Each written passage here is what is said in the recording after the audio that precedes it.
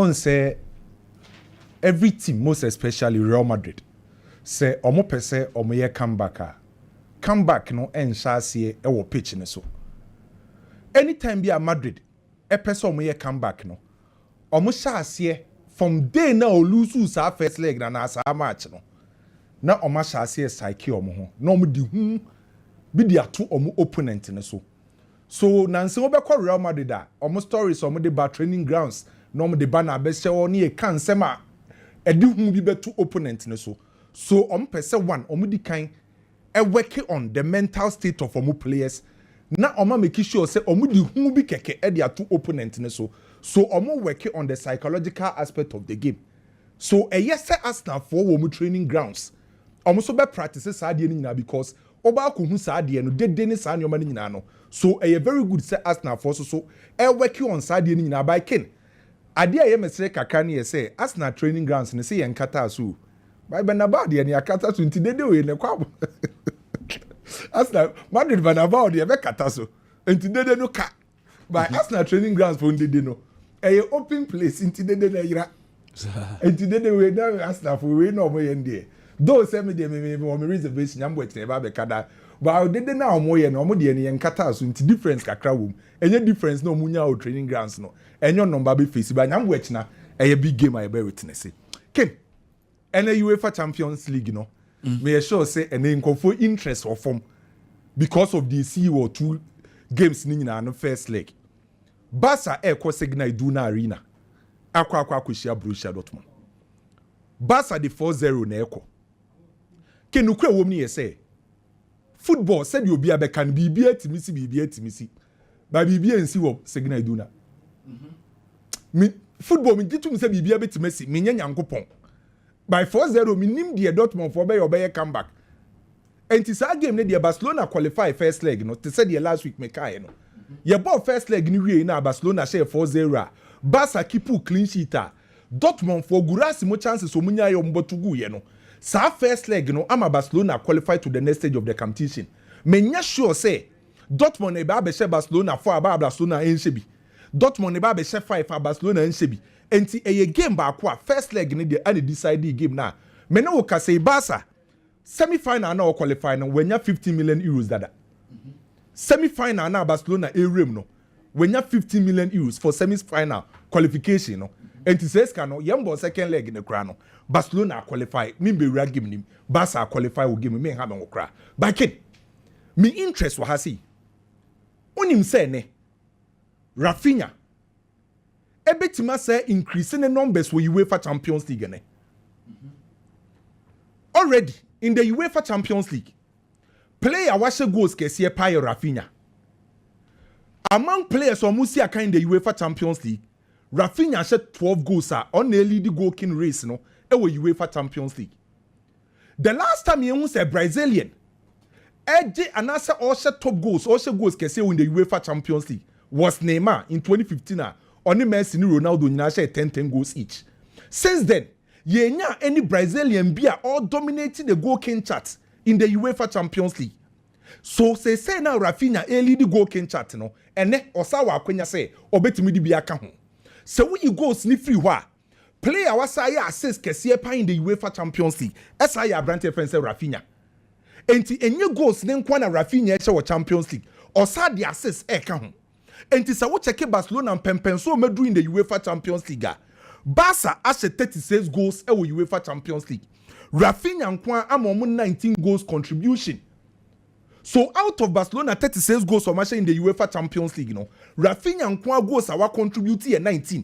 Echre o hawa Raphinha etimi a make sure say wababenya baye key a player e Barcelona boboku nim how an impact e Barcelona boboku no e di o medru sam pempenso in the UEFA Champions League because the team etimi share 36 goals e competition now one player contributing 19 ye ka say sa player no o ye key figure that's Raphinha this season and king say me hwe Raphinha how a wetimi transformation e woni football mu no e fekeke yehu a major transformation in Raphinha ni football this season because Raphinha na yenim no eye Raphinha sa wo check any days odi ba be play Barcelona na ne strength pan ye say Raphinha be operate our the right wing na oje ball na no akati inside enti mostly yenim say Raphinha de right wing go no akati inside ehɔ na ho de ne wo from the days of Leeds United ama Bielsa coach no Raphinha operating on the right side no akati inside and oba Barcelona ne first season nyoma enhusu sa ne second season onhusu sa Barcelona decided say omo de Lamine Yamal ni operating also on the right wing. So Barca decided say Lamine Yamal no on was say oye the future. On the next big star e Barcelona intiem protect Lamine Yamal. So se be protect Lamine Yamal dia aden ye nton Raphinha. Na ye mfa seska no enkofa Nico Williams mba. Ni ye mbenya Nico Williams on the left, Lamine Yamal on the right. Deal na ntimi an go through Barca ntimi amfa Nico Williams. Hansi Flick ba ye no. Ano say opesa osama Raphinha sa atena ne bo boku onim. Opeso yusu Raphinha. Na mum obesesa Raphinha ball no. This time around hands Abrante fence Lamine Yamal ebe operating on the right side. But the Raphinha back to the left side. So say this season the transformation in Raphinha football now. What the major credit at the Bema Hansi Flick because what transforming Abrante any ball no obono. Sanke koye any coacha and Kobema Raphinha free bobo kunim. Because that time Barcelona here left winger. But Hansi Flick na can say Obama Raphinha operating on the left side. By left side no Obama na operating no obe changing the role at the Raphinha. So Barcelona is here kanya Lamine Yamal on the right side. Raphinha on the left wing. By Raphinha operating as a traditional left winger.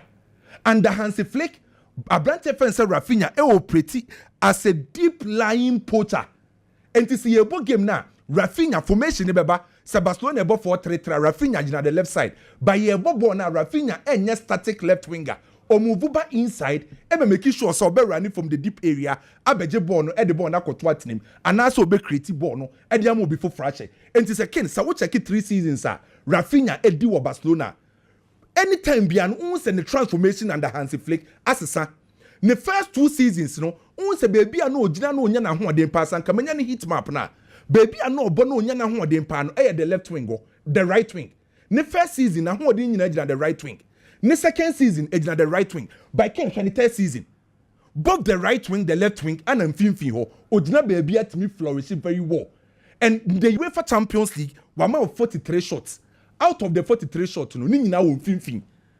And anytime you are Raphinha Bejebono, or Kati inside from the left, or pretty as a deep lying playmaker. And then, ye ka player what she goes in the UEFA Champions League. And Raphinha player. One most assist in the UEFA Champions League, Raphinha, because of the transformation. Papa friends Hansi Flick, Ediama Raphinha bono, and ye ka players on bet Maji Ballon d'Or na, ye the Raphinha can all because say coach Nas San Raphinha bono, Raphinha so improve, accept role na coach in the amano, and all flourishing on the field of play. And me expect say Raphinha, a bit mashe goes nibi, net me pushing no amane numbers or person or deje Ballon d'Or no, ebeko Ediama Raphinha this season. Can Raphinha this season or a one player personally managing a transformation any ball no bono. In Paibo me boni and then you say Barca player bianco pra because players omunya machine. Can you say in a space of 20 days Barca boss 7 matches. Players in your machine. 20 days Barcelona at the about 7 matches. Which are yes na who overload the players no. A bracket we be aba ubon se player no. What na fiache. But you know Barca qualify first leg no and ma Barcelona qualify. Barca echo semi-final or train opponents, being it Inter Milan and as a Bayern. Oko Villa Park susua Ken.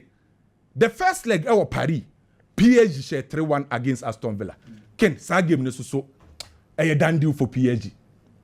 PSG real game no first leg na no. Me je to mu say Aston Villa in the UEFA Champions League this season. Ken on him say on lose match ofie. Bayern akoho, Juve mu nyina akoho. Obi enu wa wetimi akɔhye Aston Villa. By PSG boboko na Aston Villa ne ne ba behia no. Who defending pokra no timi bie wutim nim. And then Aston Villa for be decided say ye pese ye tete ye ka so ye be bie game nim. De obie mu a atwe di ama PSG boboko no. Enye kasa bebredi ye besi wo game nim bia no. Make qualification for PSG. By Ken me dem anu besi no. Onim say environment how ye adwuma wo ho no. Etimi make you. Esatimi on make you. De watch me di otie me. Baby how ye adwuma no. Se system e wo adwuma nim. Eho ye tozika. Adwuma na ye ntimi nkoso. By the system ni friendly, na system ni suiti wa wadwuma ye ne koso. The reason why I make us asem ni nyina no, Antoine Semenyo. Ene Henry ebo na baso. Michael Owen ebo na baso. Nipa dodo na ebo Abrante friends Antoine Semenyo abaso. any form any individual performance I will put it in this season abuano. But before say obetima flourish no, there is a system a favor Antoine Semenyo. And it's our system no, and I'm Antoine Semenyo no be able to. So we check the system of Andoni Ariola. Bomb of one system now, more boss is saying now. I bring in the best out of this guy. So say na ye bo Antoine Semenyo din. Any Ghana system, Mr. Ye can bomb of system no. Say Ghana dey no so can we do. Oh, this season the apija ne pie in the club side and national team. Okay. So this system no operate season. More you Ghana frame. Oh, say this season ye catch Semenyo nyina na ye bobuku no. So system na operate no. SUT no nim say players omobo Premier League na no. Play your team ball from deep. A carry ball no. Antoine Semenyo play be no beat me no. My target for this guy I also am 10 goals this season. Was say 8. I can't 6 games in the Premier League. Antoine Semenyo ene ye boni din ya linking it to Manchester and the big clubs. It's because of the system operating. A good system. Who bet me the Semenyo akoto system beam obey bad. Me da say any kwame Dela Edie eno no yeni nkomo kakra Edilson wo ha Edilson bre na ye nti kakra Semenyo de we wish him all the best, but I think that he should take the right decision. The next move is very important. Uncle Nazanana El Nasano a Fernando Hierro. Say a kaino, a bobo ye pa. Hero, I am one for fees, a World Cup 2018 on a coach Spain, on a sporting director, Edema El Nasa. You know, and now all pet winger Abeka El Nasa team now bebo Ronaldo. You remember, say, Kudus was linked to El Nasa. They are still in search for a winger. Oh, Babeka Ronaldo, I mean, new wires. Kudus the anu wom, and as he say, Antoine Semenyo the Nasa so Babe Tom so, Omunya Omope. Now, why do kono o kwako part Ronaldo ni mama na she nanka only Ronaldo ko bo and just also kopego o kopego na John Duran no cry striker no cry say masa gina ma Ronaldo nche goal la o kopego kopiama Ronaldo na onche. But me what excites me most say we've always been talking even in that Eric Ten Hag you one so Semenyo man you 4 penal na ba Liverpool na aba Arsenal. Well, and now we are being told this Eric Ten Hag no kasankasa na emu no wahwe boy no so feeling no. Now, the reason why people love Semenyo is not because of his goals. Premiership no. So me to be if you bomb of pa. Me sure say your goals sir. But akwa work rate. Club it will go to exactly. Semenyo and statistics say buy Premiership no mo play be anywhere. Say young press young jibon for opponents will be in what team yes I no Premiership no except for Antoine Semenyo. He's the number one say young pressing jibon in for opponents or attacker. He's someone who gives you presence also. Who call long or be jibon no or be first boss at the amount player. They are told to be what cast on press or be pressing. What cast on your jumadia. He's someone you can just tell him, hey, go and do this, he will do it. Sa place Nibia. Now the Emma coach Manchester United airpen and say, Ken, United team no. The entire coach Manchester United Amorim Ompe Garnacho ni say also indiscipline of the ball. Say yanko pressing per ball Ompe. Zeski die ontimi press very well. Ramos Hoylon die honeho. The only player he trusts Amad Diallo on so na we pray free mu. It is Anthony on my back. Na Garnacho de yemenya kwan ya ton no a. Then I want a player who can give me goals and also press. Because coach in kakra or pe Joshua Zeski asemo. She says Zeski name so coach in penasem. Also you be on team press. So you need 2 players behind him or we are very very good at pressing. In this case, if you have Amad Diallo and Tian Semenyo, they are going to do that for you. And nothing open no. And you necessarily say Yanko Bob fly coach in Pobio be pressing. Say Semenyo man you ni nyina. Esese Amorim koko convincing penifo say he's that kind of guy I want. Because Sergeant Ratcliffe when they must announce some kind of brutal. It will be difficult for Oko 60 million Sergeant Ratcliffe for Semenyo obitua. Otia. Bournemouth also say. Bournemouth says that you what top player from Stormgrass or Stormgrass about Atlanta be bought 1 year. Would you over 65 point just over 65 million? Echo far Ramos Hoyland buy. Who man you for? Obia inexperienced. Ono krano season ni mo no mbo bia from January mo no started say obobo ni bi. Would you over 65? Now what you over 65 for Ramos Hoyland? Antoine Samanya last year he gave us 8 Premier League goals. This year the 8 all competition or 10 goals. Premiership no was 8. You know, he's someone our Premiership experience. It is what you over 65 for Ramos Hoyland. I don't know so bet you many for Antoine Samanya. But about thing, making Semina Mutu Samanya for I will not advise him to go to Manchester United. It will not help him. I think that from Bournemouth, as I said, or Newcastle, Tottenham, clubs. But play be a dream. So when you big clubs, big club abo. Now will be about Bournemouth and then I'm and Manchester United club can see but because at least what's the United JC in your career is easy. And football at least. So what your footballers 1 season per. Me across 1 season now ubia rare. For could you see example? Mohamed Kudus last season, Mohamed Kudus this season. 1 season beat Manchester BBB. Play on Liverpool for penal. I think Liverpool for transfer almost there be sign fab the Salah penny. Yeah, for man no now. I agree. 1 season everything has some. To your chance to say Manchester United, it's a big club. But okay, you see my point is that if you want prestige, I've played for Manchester United. But players in the crowd United, I just want to my batch and be say Garnacho mo na say. We bet you make impact. Once a style of football and I will can. You want near maybe or obetimi aya players na aka ntimi nyeden sema ye onya ball bi mo kro obetimi akopɛ bia ai ono a pressing there na ese kura no ne nan mienu no de na obo won se waye ne nan ne de say Dembele nan bibia na right but won say ono akasa no ne right eka ne left eka ne ti eka what I think ideally who was such a player anka any problem but ono akasa ball na on say they nim ball ni bobia sa but say eba say Mama we juma go and execute it but I will not advise him honestly. Me pese Tommy Echo Atletico Madrid. He should go back. The kind of disrespect to Arsenal for their man. Party me no ya dream. Arsenal for your disrespect no. Because Ken Papa no Diego Simeone waka several times so opete card number 6 onya.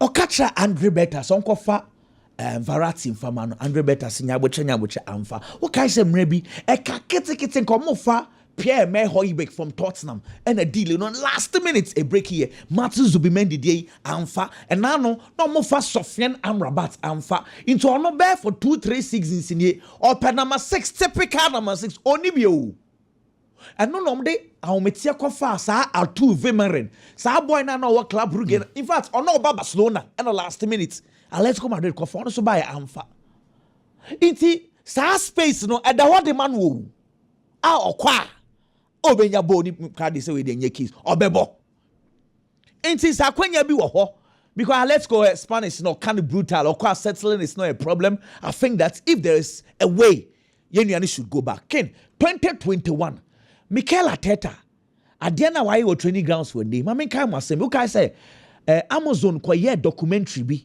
e de ma ye nyina ye hwe say behind the scenes enema ye koso Aston training grounds. Na Arsenal be bo Liverpool e wa Anfield. And Mikel Arteta kofa speakers kesiye ebesi wo say Anfield ne players no kwa no ho popo. Inti sadia training na ye be no Mumbie speaker and muti Aston started training. In fact, the words he used from the Amazon documentary was, boys, mentally, we start to play the game now. We are at Anfield. Mentally, we start to play the game now. We are at Anfield. No, when you never walk alone. No more you place ni a training. It is a one tiemu because training grounds and once I'm shout, come pass the ball on the mommy. But yes, our Anfield, our player name say so shout. And I know yes, sir. Interestingly, come and a kid. Saturday no, yes, Saturday no. Omulusu 4-0. First day or the yes, I don't know. Omulusu 4-0. Opa saying. Make I say Sad then or yeah, Could be a speaker. Could be a speaker and Sadio Mane ball first goal, first half, second half for me and and say 4-0. And I was there could be in there. Nah, Madrid 4. Positive, I mean, before say right after 4-0, you know. After Arsenal, no confident, no lose until recently. Inti, say a boy or more after 4-0, but first day they are 4. They should be very careful. I think it's a bad idea because Madrid for the it is a way at least almost. We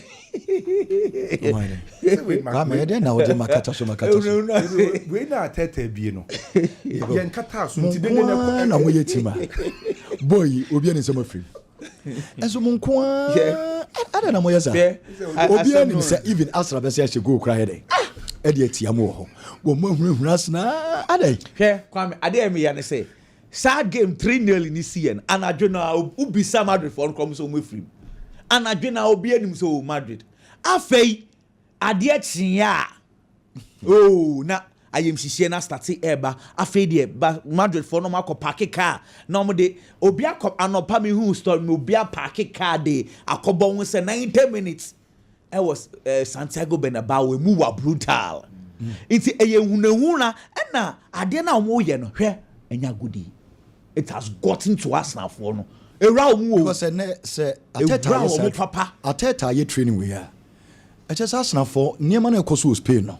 O madwen abaso. Omunim. E dey na be mama Ateta akofa speakers akese we say dede no mbe no mfa nye training. Oh ade na account. But 3-0. Account.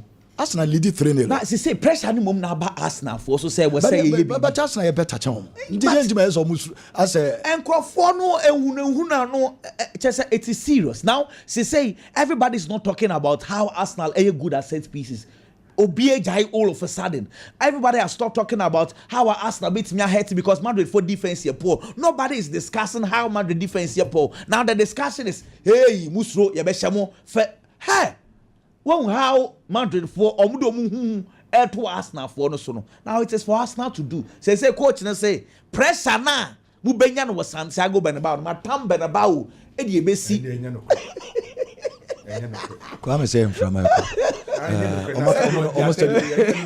also makata so e no makata so dede na e wo Bernabeu no makata so no na stadium ba we no ira enti difference wo ehune pe back in Aston Villa no de no kwasem ne say come back be bana almost was agidi no onim say ma menka chem 1 minute am kasem Aston Villa for ball first leg na 3-1 me cry 3-1 na dey shim last goal na no Mendes because if it was 2-1 and can the conversation asesa 3-1 we no Aston Villa abebo Southampton Unai Emery e the place ni nyina na akobo ball no tio PSG ball sa game na won ball bi ewu na wo so mo 94 na ebo na leg an for na we mo postpone the game no see now ukwa France on my nankasa na eta Paris Saint-Germain de chi where let me tell you this Champions League in Spain enquaji 20 times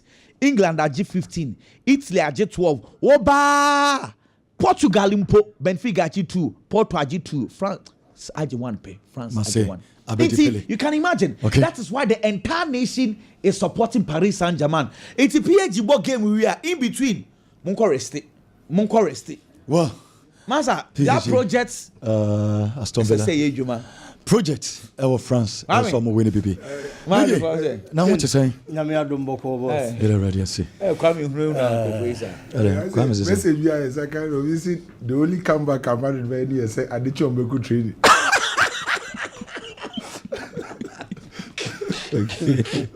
Biggy yeah so okay if you Arsenal for you say mo kata so na timi bin ye o Arsenal for who said I'm say mo sa kata so onu ana kata so e na bin ye don't bet Madrid for kata stadium so say dey be right betimi abin ye hey asembe na okay kin sa na Arsenal for neka almost so kata emo so onu amo na kata so e na bin ye e na kwa me say you to Jimmy mo ni bia say you to Jimmy say you perfume kin ni jira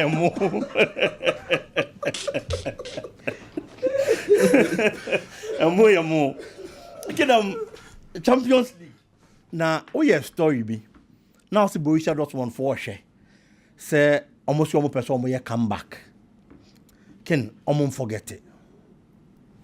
The only adion bit media console omo and they say a Bobby be at but the reality on the grounds, there is no way say Borussia Dortmund may come back over this Barcelona team. Barcelona this season actually clearly. So when it comes to football, every form of trophy be about Biano. Barca for any abrasion person mo trophy bia. Oma say jata e come de no. Omo ma obi ama metwa omanim. Ani pa ne be scot free derby. It was also the performance in the Spanish La Liga. Clearly echre. Omo ne da La Liga ne soro. As we speak, Copa del Rey no mo bono. Oma kwa ko pie mu finals. Oma qualify omo 20 dates ne be so. No me Real Madrid dia boani. Eti Champions League in so omo wom. Na first leg omo timi ahye 4-0 no. There is no way so omo kwa tena the signal iduna. No mama Borussia Dortmund ahye Barcelona 4. Any game na ko extra time ako penalties. And also omo be hye Barcelona 5. No ma yi Barcelona efrim. There is nothing extraordinary about the Borussia Dortmund team. The only difference is that last season no mo ye finalist. Our Champions League ni mu. And at this season no ma ba be room. Who ye no ni free one man. The team that played Barcelona or Barca home no. The only inclusion Pascal Gros. Our Baba Beka team no. There is nothing new about the Borussia Dortmund team. Can the last time they met our Champions League ni mu Dortmund home. It was a drawn game, goalless draw. Who ye no ni free one man. Barcelona and Dortmund boku no. Previously almost share 4 times our Champions League ni mu. Can 4 meetings na Barcelona nyina. Emu bia ni one ma Dortmund na win it. On Barca our Champions League ni mu. On winning be not even one over Barcelona. It's difficult at the moment to be share. Who ye no na free one ma. Today being the night, I was on munya qualification on some year come back no. I was almost either 4 or 5 goals. Can last 4 meetings in Nina. Dortmund okani nyina boma o matimi a 3 goals per. In the last 4 meetings were Champions League versus Barcelona, they've only scored 3 goals. And the kind of quality ekita team we know. And yet team ebetimi a Barcelona 4 unanswered goals. That is not going to happen. I see Barcelona getting the qualification and over Borussia Dortmund boko no. Ken Paris Saint-Germain any Aston Villa. Aston Villa say omo betimi anya results be beboa ene. No betimi anya qualification e dia call manim. But a very difficult task for Aston Villa boko no. So we Aston Villa now you Paris Saint-Germain this one ma. When it comes to quality, there is a gulf in quality between the two. The kind of quality of Paris Saint-Germain ranting at channel. I was super brave the chain Aston Villa there no. With no disrespect. But then again, Aston Villa Misana say, when was the last time Omo a Lucy Champions League knockout stage by 2-goal margin? Our munya qualification. Can have been to Aston Villa history muda. So I cover Champions League first leg at the knockout phase. No Lucy by 2 or more goals. Now Aston Villa baba some results no and your qualification. It has never happened in their history. Into the clearly. A task is difficult at the moment. But that notwithstanding, they have certain quality players in their squad. Some of the results are now. Paris Saint-Germain team in the game is dependent on Vitinha. Obi or her first leg ni BBA huye. Vitinha completed 148 passes. The last person to do more than that, our Champions League ni Xavi, or completed 161. Etibona Vitinha ebono. He is the controller on FIFA for Paris Saint-Germain. I'm making sure some member Boubacar Kamara ejina so. That is only if obetimi aye say adwuma dia.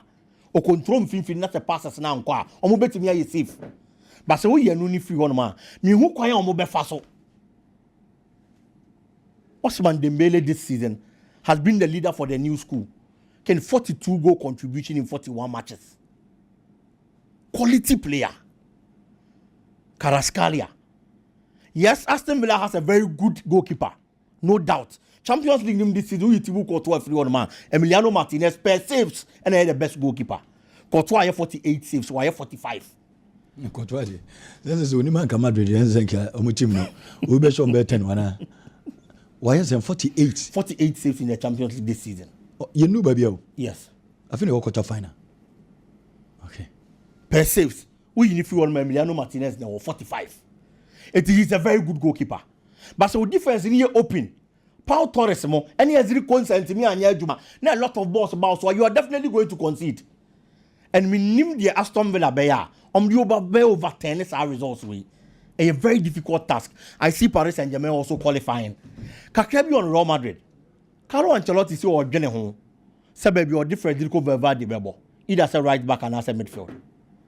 Can we anya dia dwene ho. The energy levels of Luka Modric. Obetimi ama game time ni bi with the experience and the quality. But Madrid and Timian take over the midfielder. They are doomed. Said your mobile first leg no. Awu Jaima Thomas Partey take you over. Now Luka Modric mo ka ho. Now the absence of Tchouaméni ka ho. So why you fortunate na say newu that Tchouaméni. Awu betimi dey na boa. For obi oye energetic. Awu betimi support Tchouaméni when it comes to tackling. Any battles e wo mfimfi wonom. No one team control game in the mouth. What team control game in the film for them. Now Arsenal a lot of the balls. That is when you can hit Arsenal. Luka Modric energy levels were are dropping for such a big game. He is going to need players who are energetic. Arsenal midfielders need space. Thomas Partey, Odegaard, Declan Rice. You don't have to give them space in midfield to operate. Luka Modric make me a bum. Not in the experience about at a point. But it be key how I start the game, no. Anybody be if Real Madrid wants to get that comeback no opener, they need to start the game well. Men disrespect Luka Modric, but to be honest, this particular season, the position I made for any games our bompono, he doesn't have goal numbers and contributions. Than a branch I friend Federico Valverde, I thought I'm putting the ball right back. It mean Luka Modric they be brought to this season. I be Carlo Ancelotti, I didn't whom you say I was so pick back. Real Madrid in Midfield against Arsenal. For me, this is one thing you shouldn't be thinking about. He should put Federico Valverde in midfield. Now on supporting, complementing the effort of Abrante and Tchouaméni. Never scares him more right away. Yes. Obetimi abo. Okay. No, Nkunku job because on me here that midfield support. Only Gabriel Martinelli. Aye. Okay. Medasi. Okay. Medasi. Okay. Yeah, first, so Mama me double soccer academy na me mo double soccer kra. And also CEO ya double.